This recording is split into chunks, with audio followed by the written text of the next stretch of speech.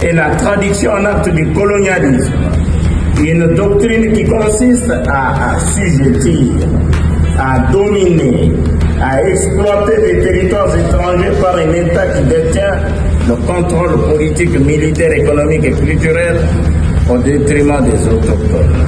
L'un des méfaits de la colonisation en Afrique, c'est remuer le couteau dans la plaie encore saignante de plus de 5 siècles du calvaire.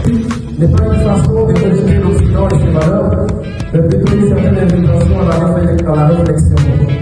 Les impérialistes n'interviennent plus directement dans nos pays, dans nos États.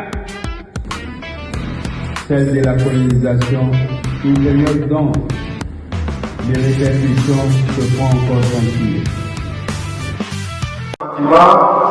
Et responsabilités historiques, intellectuelles et morales que nous ouvrons aujourd'hui cette conférence sur l'effet de la colonisation. Regarde. C'était un exercice à la fois scientifique et académique au sein de l'Université islamique du Congo.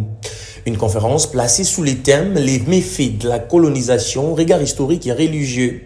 Cette activité a réuni plusieurs intervenants, parmi lesquels le recteur de l'UNICO, Hussein Karbalaï, les professeurs Crispin Kabasele, Hamid Ridoua, ainsi que d'autres personnalités du monde académique. Devant un public composé d'étudiants et des responsables universitaires, les conférenciers ont livré des exposés riches et captivants, suscitant une écoute attentive et un vif intérêt. Cette quête de révolution doit être appliquée en RDC, vu que notre pays est occidentellement matérialisé par les impérialistes, les capitalistes, les occidentaux qui ont essayé de bien manipuler notre pays, en commençant par le premier président de la République jusqu'à nos jours. Donc, pour l'instant, la colonisation actuellement est déguisée.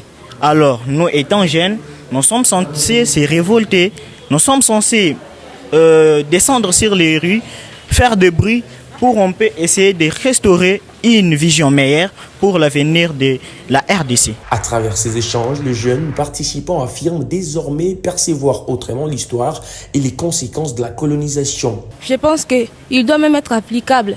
Parce que pendant longtemps, on nous a habitués à une conscience déjà bien faite, déjà préétablie. Ces sens de recherche pourraient révéler certaines vérités que les Congolais ignorent, pourraient nous permettre aussi à élaborer un meilleur avenir pour nos enfants et sortir du ténèbre dans lequel les colonisateurs nous ont fait entrer pendant si longtemps. L'Université islamique du Congo étend poursuivre dans cette dynamique en organisant régulièrement ces types de conférences afin d'éclairer la lanterne des étudiants sur la compréhension du monde contemporain.